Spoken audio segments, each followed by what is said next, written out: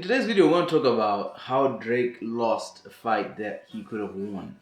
Now, if you've not been living under a rock, you do know that there's been a crazy hip-hop beef or battle that has been going on for the past month, essentially, which started out when Metro Boomin released his album where there was a song like that, and Kendrick Lamar called out Drake and J. Cole for what they had said on their other song, First Person Shooter.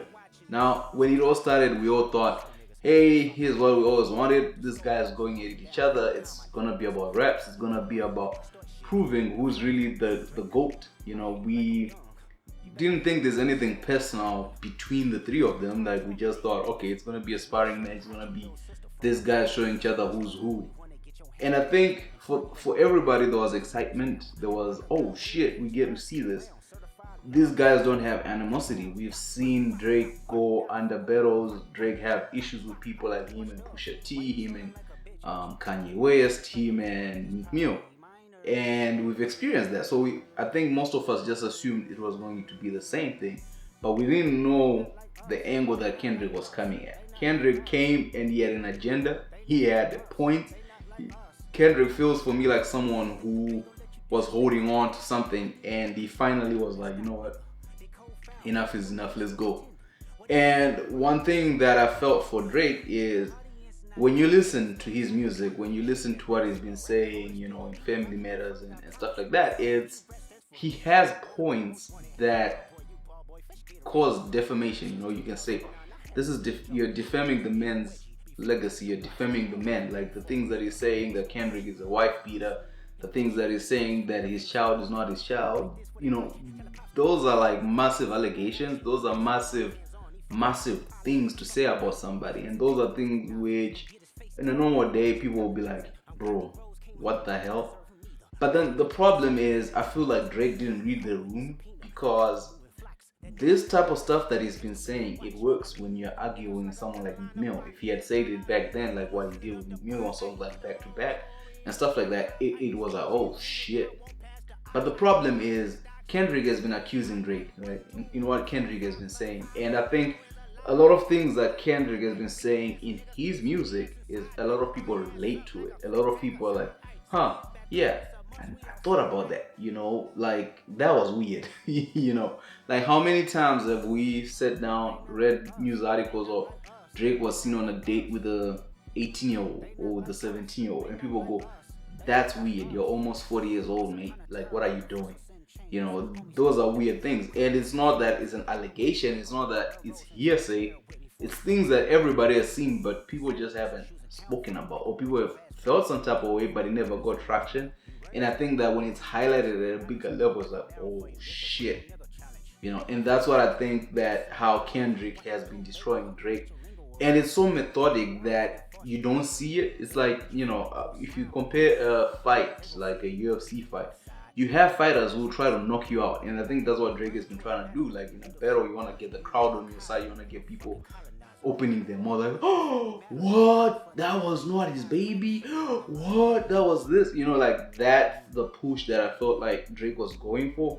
Whereas Kendrick has just been punching him, like point fighting, to the point that those point fighting have accumulated to where it's like, what do you have to say about this, bro? Like, what do you have to say? This is your crew, you know, like how he's been calling him a pedophile. You're like, bro, what the hell? And then here's the proof. It's like, oh shit, yeah, we thought about it. And then overall, you know, people would say a lot of people are jealous of Drake's success. And I think, yeah, people will be a little bit jealous of Drake's success, because you want to succeed like that. Like nobody in the music business, in any endeavor, doesn't want to succeed. But then when you don't succeed, for whatever reasons that they are that you don't succeed, right? And you look at somebody succeed and not be affected by the things that affect you, a lot of people develop animosity. And I think that's why you ended up with the 20v1. But then the problem was Drake didn't understand why there's a 20v1. You know, when you look at someone like The Weeknd, who allegedly gave up half of his album for Drake, you know, it's like, oh, people have heard these things, but then now they're being confirmed, right? And he has to come out and say, this is not the truth, this is what happened. And then when you have Kendrick saying you're a manipulative bastard, right? He says this in one song. I think it was in Euphoria. He's like, you're a manipulative bastard. And then Drake comes out and gives him what he alleges is false information, where it's being petty and he's trying to prove a point. And then Kendrick essentially just comes out in the next song and says, you see, you just validated the point that you're manipulating, right? And he brags about it in his final song, Hard Part 6, where he's like, oh yeah, we did this and we did that, we did that. And I think when you start to look at it, it's Kendrick has been playing chess and Drake playing checkers. And Drake thought they were fighting at a certain level, but you're fighting a guy who's not fighting you at what you're fighting for. Like, this guy is here to destroy you in this battle. He's not here to try and get to the fans and make it all. It's a sparring session, you know. If you've ever seen people in combat, like in combat training, right? When you're sparring, it's like, okay, we're just going light. We're not trying to destroy each other. And then there's always that one person who comes in and is trying to knock you out. And that's what I feel Kendrick is doing. But the only thing is, this was not a sparring match. These people are in an actual fight. And I think that Drake didn't really think that Kendrick had that level of hatred for him. And I think he doesn't view Kendrick as he viewed Pusha T. Like, this is someone who's coming for me. And I think it's already too late, because when you look at the 4 songs that Kendrick has released and the 4 songs that Drake has released, it's like, oh, because Drake was going bar for bar, crowd hyping, was Kendrick is questioning and saying things that a lot of people have felt for a very long time. You know, when Kendrick is like, it's not just me, it's the culture, you know, and people have been like, oh, but you're calling him racist, whatever. I think one of the main things with that theme is, when you look at Africa, when you look at countries that have been colonized, right, there's been an issue of whereby the white people that live in Africa, that were raised, where your grandfather came 100 years ago, but you have been there for the next 100 years, and you have the locals.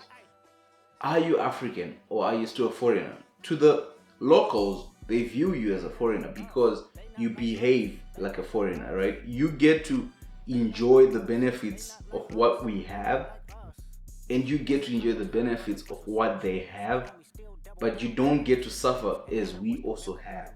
You know, you don't get to have poverty, you don't get to have, and I think that's been a long debate. Like, if you look at the UFC, when Israel and Drikas were having an issue, and Israel's like, read the room, know your history, right? Those issues are there, and that's what then stems into this, whereby Kendrick is an American, African American, whereby hip hop essentially was started by these guys, and it's within their culture, to whereby this is how they live, this is how they make money. This was started by their forefathers.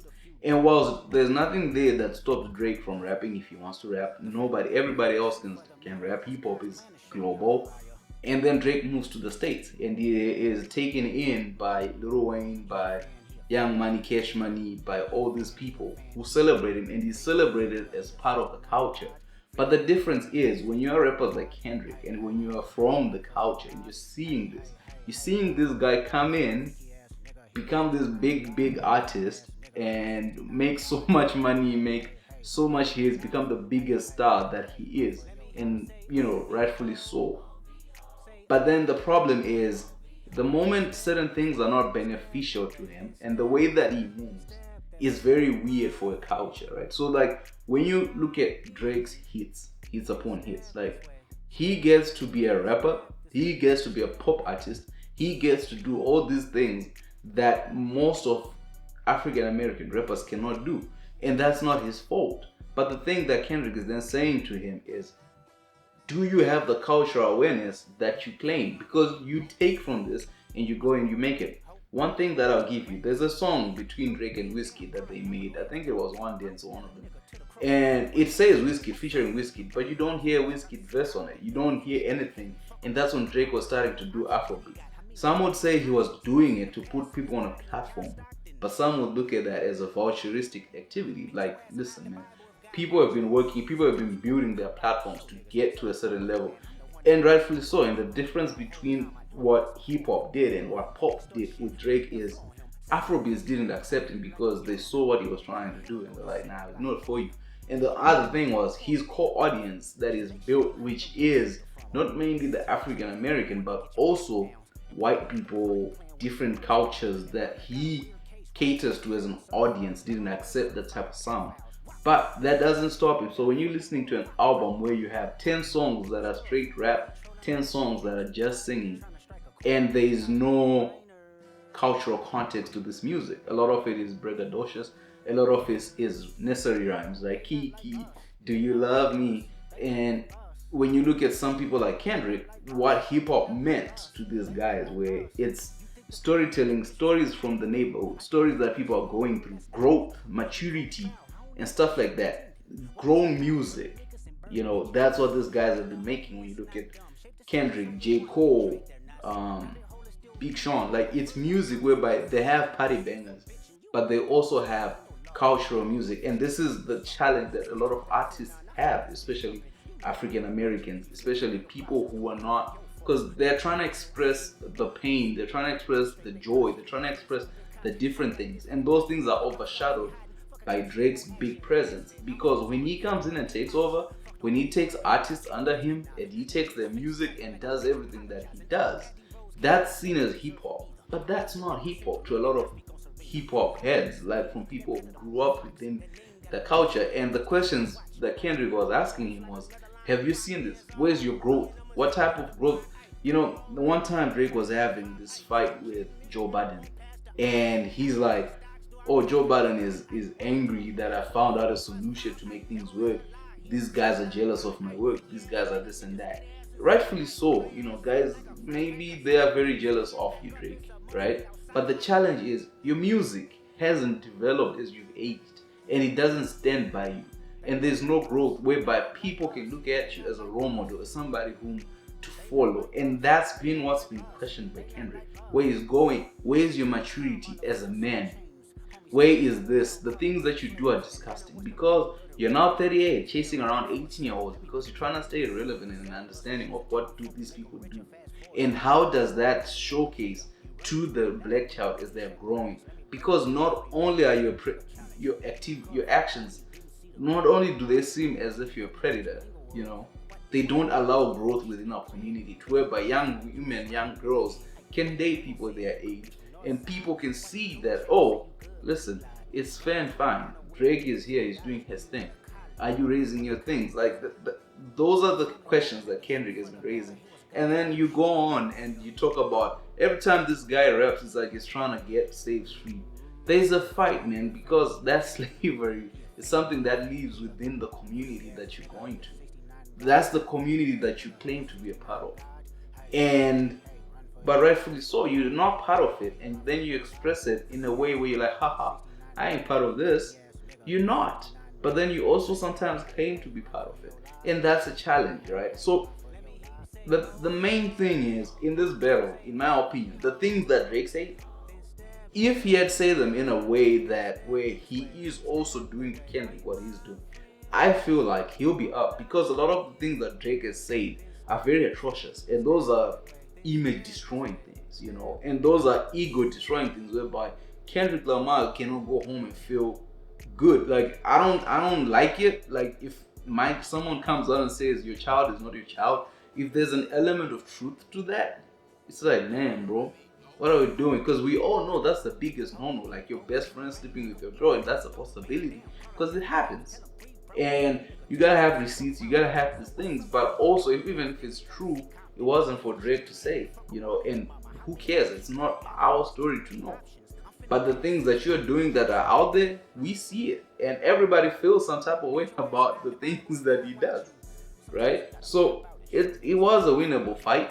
But the thing is, Drake went to try and rouse the crowd, whereas Kendrick had an agenda, and he fulfilled his agenda. I don't know how much further this beef has to go, but I think fundamentally, if Drake really wants to do a comeback, he has to dissect Kendrick. He has to hit him. Like, when he did that drop down and give him 50, that was like, oh shit. But once we start doing the Shade Room, Gossip Sisters, like, it's like, bro, come on. Your life, hey, run for your life. Let me hear you say OV ho, say OV ho, then step this way, step that way, then step this way, step that way. Are you my friend? Are we locked in? Then step this way, step that way, then step this way, step that way.